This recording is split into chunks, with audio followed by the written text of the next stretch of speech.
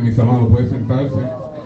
Aleluya. Y denle la mano al que le quede al lado y dígale: Jesús y la evangelización.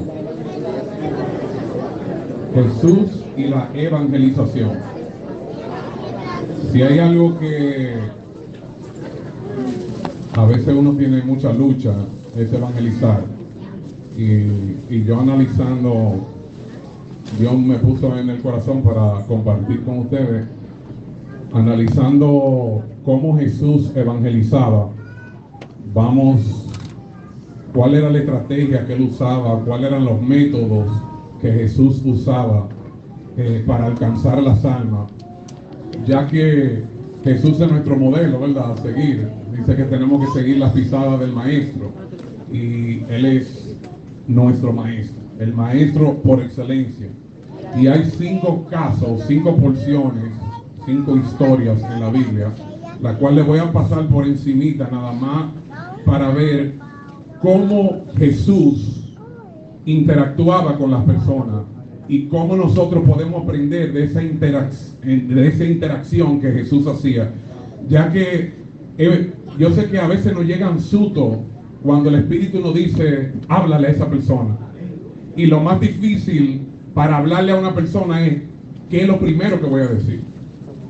¿Qué le voy a decir? Y nosotros como cristianos estamos programados para decir: Dios te bendiga, Cristo te ama. Y es bueno, pero eso es simplemente aguántate ahí. Si nos ponemos a pensar, una persona que se sienta en depresión, que se sienta que nadie lo ama, y tú le dices: Cristo te ama, le va a chocar esa palabra, le va a llegar, porque es la necesidad que tiene esa persona. Pero a veces la persona el cual le estamos diciendo Cristo te ama, por eso es que a veces nos responden: a ti también Cristo te ama. O sea, porque para ellos no es su necesidad. Jesús, cuando tenía una conversación con las personas, la conversación que tenía era para satisfacer la necesidad específica de esa persona. Entonces, analizando estas 5 porciones que se encuentran en San Juan del 2 al 6, como le dije, le voy a pasar por encimita porque yo no soy muy extenso, pero espero que esto le sirva de bendición a usted, así como me ha servido de bendición a mí. Y antes de entrar en esas porciones, tenemos que tener en cuenta, antes de leer esas porciones, de analizarlas, de que Jesús siempre tenía al individuo como centro. O sea, cuando Jesús hablaba con una persona, el centro de esa conversación era la necesidad de esa persona, lo que esa persona estaba pasando, no mi agenda. Y muchas veces nosotros, cuando evangelizamos, lo que damos es nuestra agenda, sin saber cuál es la necesidad del que está delante de nosotros. Por eso es bien fácil predicar a masas, o sea, la evangelización masiva, donde usted tiene un micrófono y usted puede decir hasta cosas que ni están en la Biblia, cosas fuera de contexto, y el que lo está oyendo en la calle, como no sabe nada, no tiene fundamento bíblico, pasa por ahí y lo que oyó, eso fue. Porque es más fácil hacerlo así, una evangelización masiva, pero es más difícil y más concreto, y nos desarrolla más cuando nosotros como individuos comenzamos y lo que aprendemos. Yo recuerdo que al principio siempre fue así. Todo lo que aprendía de Tapia, para ponerlo en práctica, yo iba y agarraba a una persona y decía: lo voy a intentar esto ahora. Y comenzaba, y lo que él me enseñaba, yo iba y lo decía y hablaba con la gente. Pero llegábamos a un punto donde ya yo no sabía más. Yo decía: wow, está bueno eso, pero mira, yo estoy empezando ahora. Está bueno eso, pero si tú me das un día, yo voy a averiguarte eso. O ven, habla con el pastor, o ven, habla con este líder. O sea, pero ya es poniendo por práctica lo que nosotros vamos aprendiendo. Y si nosotros no hablamos con la persona, nunca nos vamos a desarrollar. Sí, siempre lo que pasamos por ahí: Dios te bendiga, Cristo te ama, pero nosotros estamos más rápidos que quien nosotros decimos Dios te bendiga, Cristo te ama. No va a haber nada que vaya a cegar a esa persona. Simplemente estamos sembrando. Y muchas veces Dios no quiere. Dice, cuando él vio a Pedro, le dijo: yo quiero que tú seas pescador de hombres. O sea, pescador de hombres es: que poniéndolo en el sentido de que Pedro, cuando pescaba peces. O sea, él no iba y metía el anzuelo, con excepción de esa noche que no agarró nada la noche entera, entonces no hay fruto. Y eso no pasa cuando evangelizamos, que nosotros hablamos y nadie nos hace caso y nos vamos con la mano vacía y no vimos nada ese día. Pero cuando Dios dice, echa la red hacia la derecha, porque va a haber momento el cual Dios no va a dar instrucciones específicas a quién le vamos a hablar, como pasó con Felipe, donde el Señor los transpone a él hacia el desierto, los saca de donde hay mucha gente para meterlo en el desierto donde hay una sola persona. Una sola persona, porque hay veces que Dios quiere tratarle con una persona, no es con muchos. Cuando usted le habla mucho, ¿sabe? Hay problemas que surgen, y es que dentro de 5 que tú le estás hablando, quizá uno quiere saber de la palabra de Dios y los otros 4 lo están ahuyentando y hablando y diciendo. Nosotros como sabios debemos decir, ¿sabe que ustedes como que no están interesados? Ven aquí, ven, vamos a hablar tú y yo. No, usted tiene el control para evangelizar. Lo que pasa es que a veces no nos llegan esos pensamientos. Vemos que Jesús funda la evangelización en relaciones personales. Siempre era relaciones personales. Él siempre tenía conversación con las personas. No era que él le decía algo y se iba huyendo. Él esperaba una respuesta. Él esperaba una conversación. Y muchas veces nosotros cuando evangelizamos no esperamos conversación. Le mencionamos 20,000 textos bíblicos sin darle la explicación. Entonces, cuando usted menciona muchísimos versículos, mire, es como un baby. Hay gente que no pueden captar tanto y es paso por paso. Mira, la parte A, mi amigo, oye, tú, esta es la parte A, esto es lo que se hace. Pero yo no digo que Dios no obre de la manera y de la capacidad que nosotros tengamos. No, eso no es lo que estoy diciendo. Porque todos nosotros tenemos diferentes capacidades. Y hay personas que eso es lo que aprenden y eso es lo que saben, y así se ganan las almas. Y así se ganan las almas. ¿Por qué? Porque Dios lo usa de esa manera. Pero sí, cuando nosotros analizamos cómo Jesús lo hacía, nos va a dar más amplitud al conocimiento que tenemos para cuando estemos hablando con las personas. Él hacía una amistad genuina con la gente.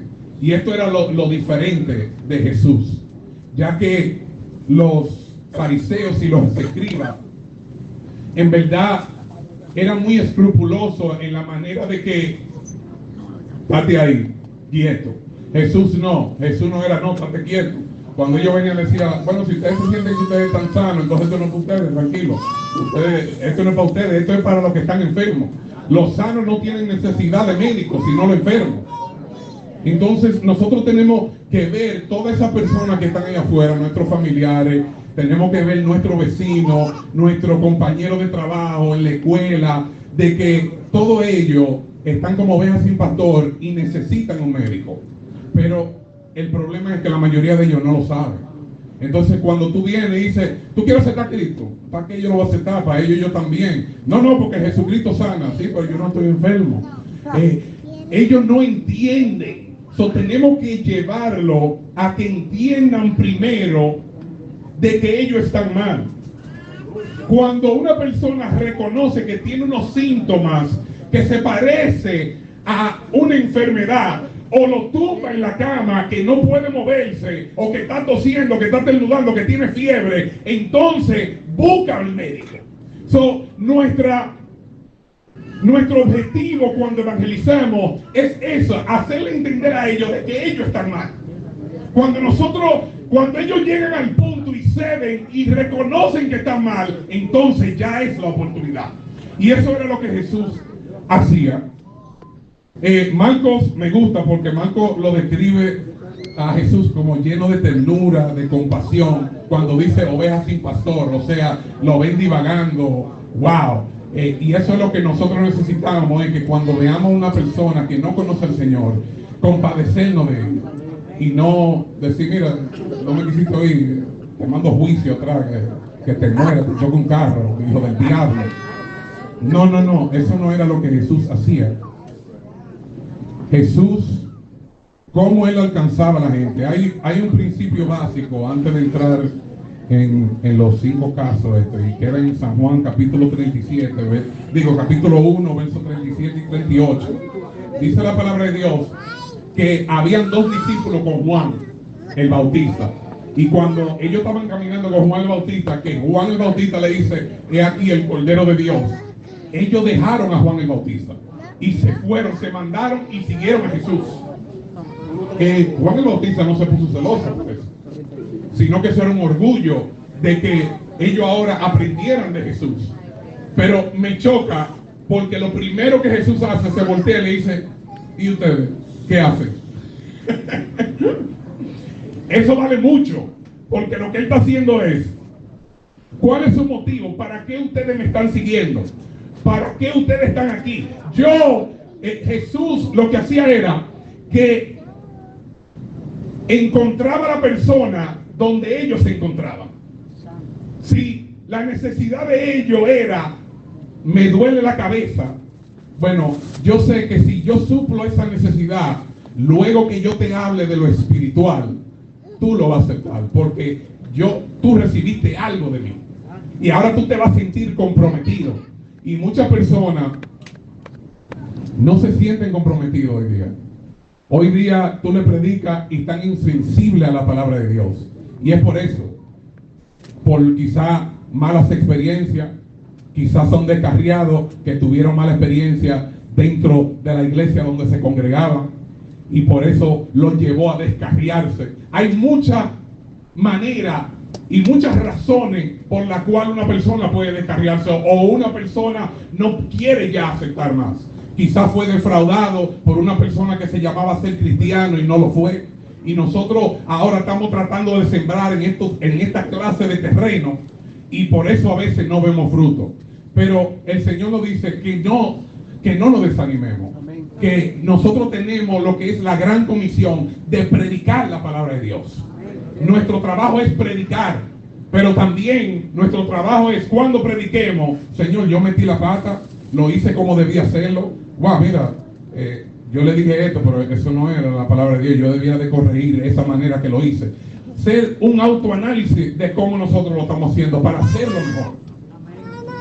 Y vemos que el primer caso es la boda de Caná.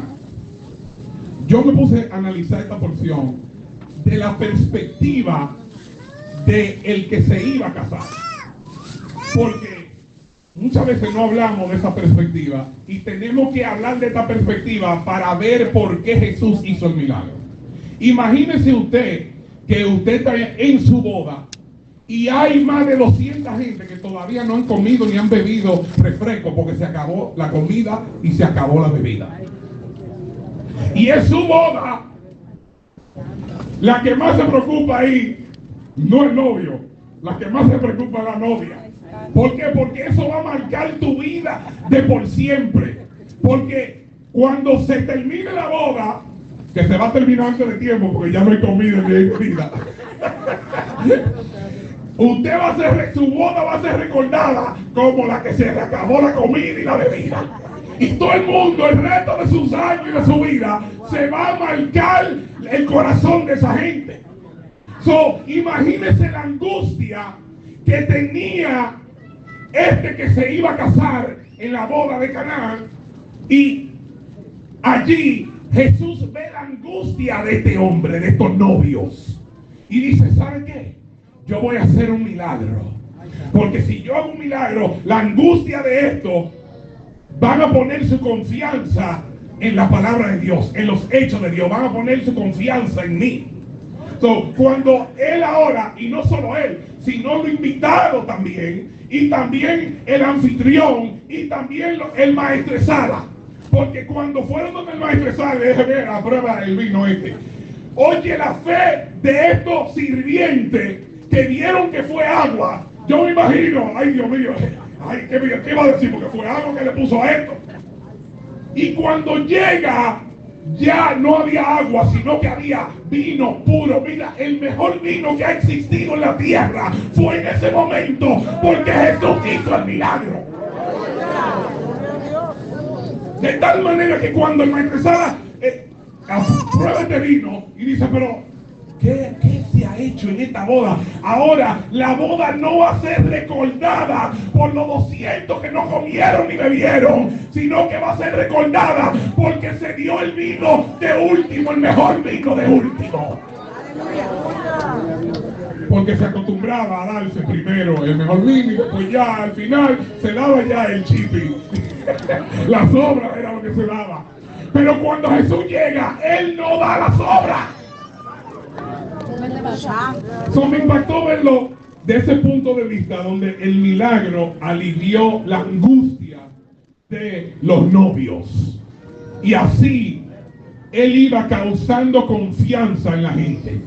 Él hacía algo por la gente que cuando Él venía y le hablaba, ya su palabra tenían peso, porque iban acompañados de sus acciones primero.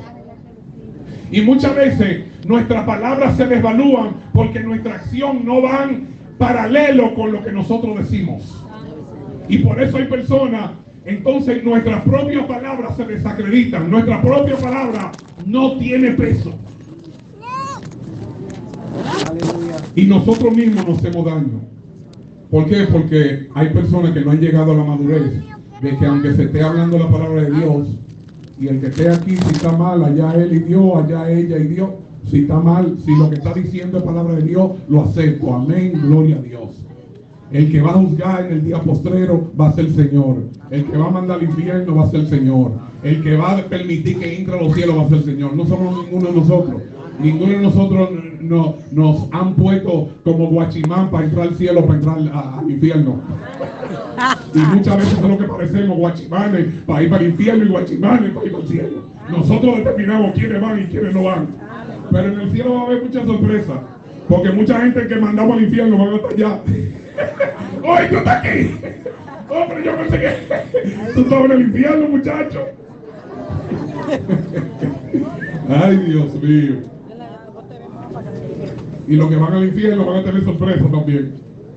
Que van a decir, oh, pero venga, y tú me eras fulano de tal, fulano de tal. Ay, y tú no fuiste que me predicaste a mí. Bueno, ay, Dios mío, el llorar y el crujir de dientes. Por eso, cada uno de nosotros tenemos que saber el nivel espiritual que tenemos hacia Dios. Tenemos que saber si estamos caminando en el espíritu, estamos caminando en la carne. Tenemos que saber que nosotros tenemos una relación personal con nuestro Señor. No importando lo que diga otra gente.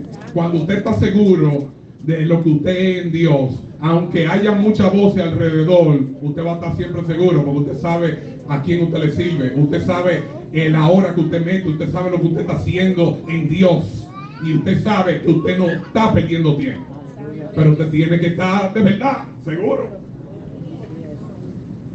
Yo soy tu siervo, como dijo Ezequías cuando fueron y dijeron, oye, prepara tu casa, que te vas. Y cuando él comenzó a orar, dijo, wow, Señor, todos estos años he hecho esto, he hecho lo otro. Ve, porque era íntegro. Porque llegó a una integridad donde pudo decirle al Señor, mira esto, y el Señor tuvo compasión de él. ¿Sabe qué? Te voy a añadir 15 años más. Pero tendremos ese peso cuando estamos hablando con el Señor. Señor, yo soy fulano de tal. Sí, yo te conozco. Es mejor decir, ay Señor, ten misericordia, tú sabes. Es mejor como hizo Pedro, tú sabes. Es mejor como hizo Pedro. Bríndele fuerte aplauso.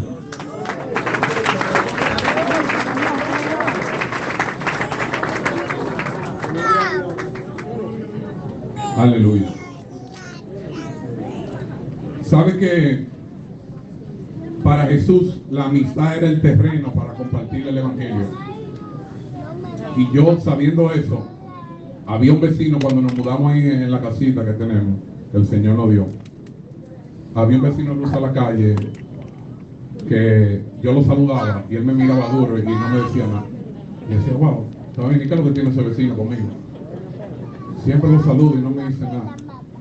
Y recuerdo que yo estaba recién operado de la columna y había caído una nevada que se volvió hielo.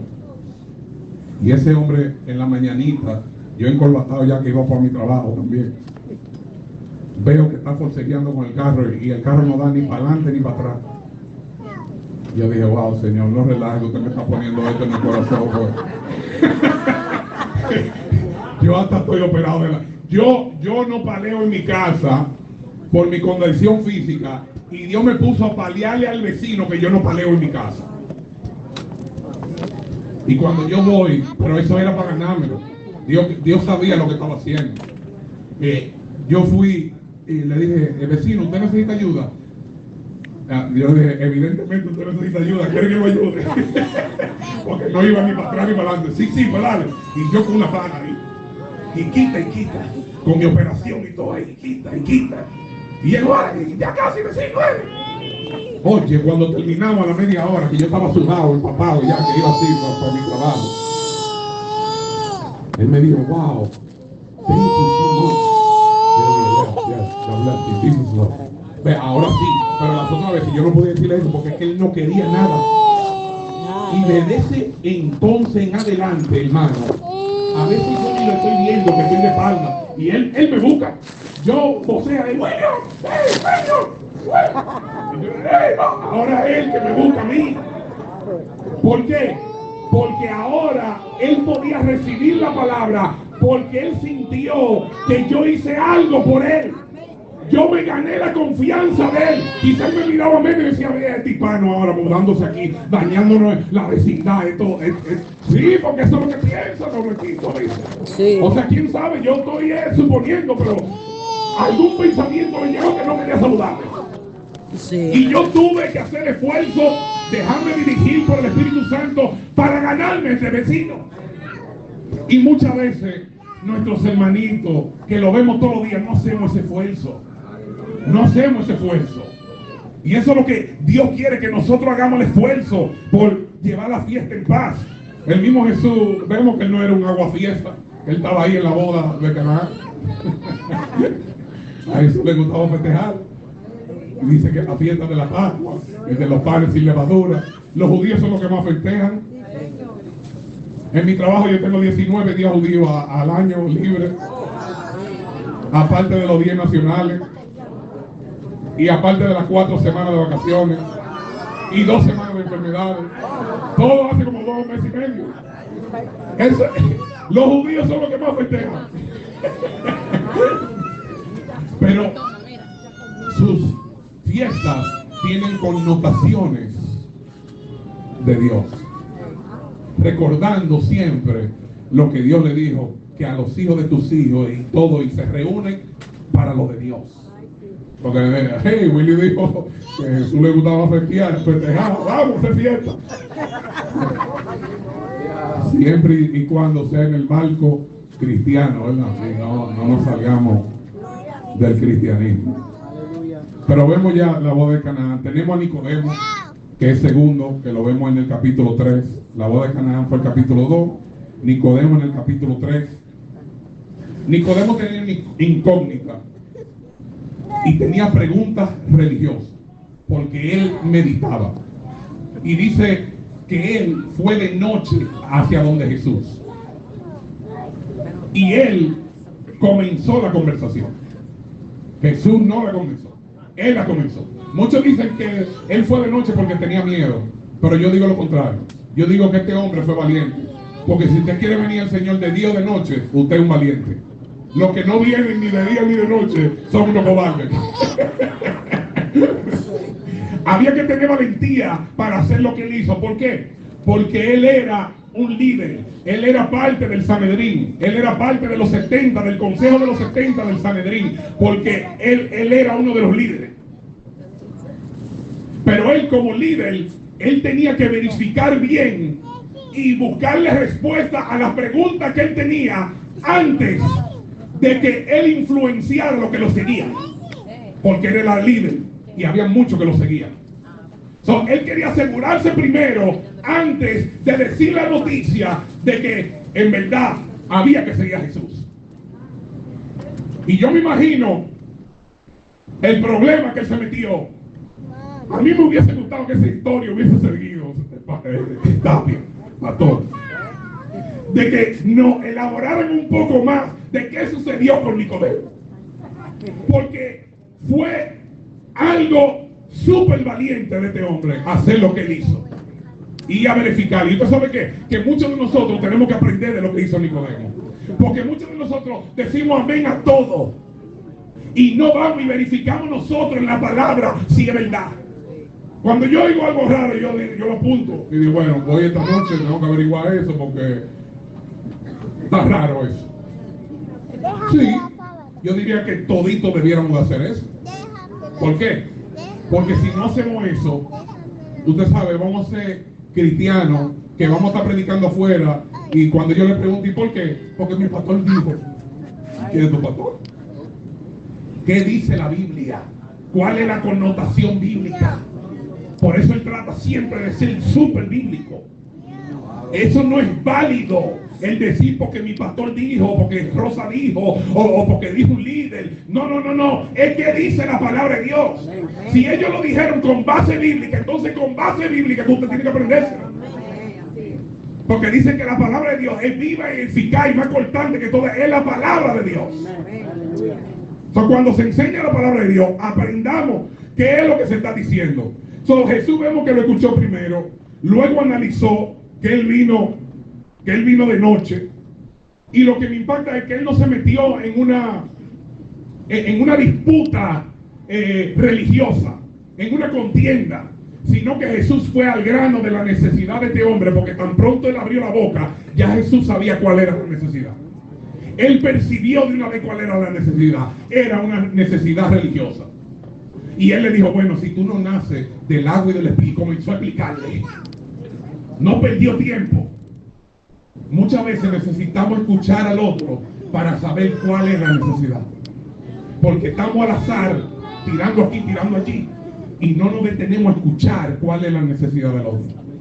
Y cuando nosotros entablamos amistad y entablamos una relación con las personas que no conocen al Señor, Dios nos va a mostrar cuál es la necesidad de esa persona. Tercer caso, la mujer samaritana en San Juan capítulo 4. Jesús analizó el panorama. Jesús estaba tranquilo ahí en el pozo esperando que ella llegara, o descansando.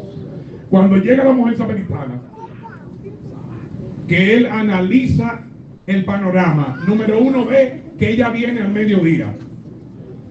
Las costumbres orientales, así como la del país de Santo Domingo, del Caribe, es que es desayuno, comida y cena. Es decir, que ya a las 12 ella tenía que estar con su agua preparando el almuerzo. Pero porque ella fue a las 12 entonces del mediodía, donde el sol ya está bien picante. Porque era un propósito.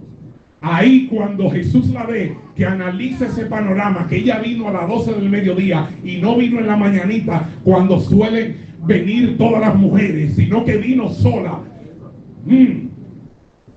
¿Cuál era la necesidad? La necesidad de aceptación.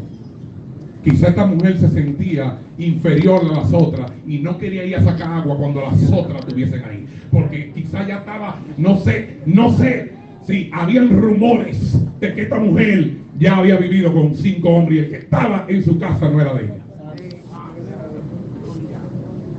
El Jesús ve el panorama de que llegó a las 12 del mediodía, llevó un mensaje a él. Oh, espérate. Y vino con su cántaro, que vino fue a sacar agua. ¿Cómo inició la conversación? Dame de beber. Óigame, a veces si nosotros no salimos del marco que nosotros estamos programados, y que Dios te bendiga, Cristo te ama, y nos dejamos dirigir, como una vez yo estaba evangelizando y el Señor me dijo, no le digas Dios te bendiga, dile quiero orar por ti. Y cuando yo le digo quiero orar por ti, se arrodilló llorando en la calle. Yo venía orando ahora mismo que yo necesitaba una oración. Porque es conforme a la necesidad de la persona. Tenemos que verlo a ellos en la necesidad. No la necesidad nuestra de matar la conciencia de que ya lo hicimos, gloria a Dios. Prediqué, lo hice. Santo Dios. Pero cuando estamos conectados con el Espíritu Santo, Él nos va a dirigir, Él nos va a guiar. Por eso es bueno cuando se rasgó el velo, de que en cada momento, cada instante, nosotros podemos hablar con el Señor y el Espíritu Santo está ahí 24/7.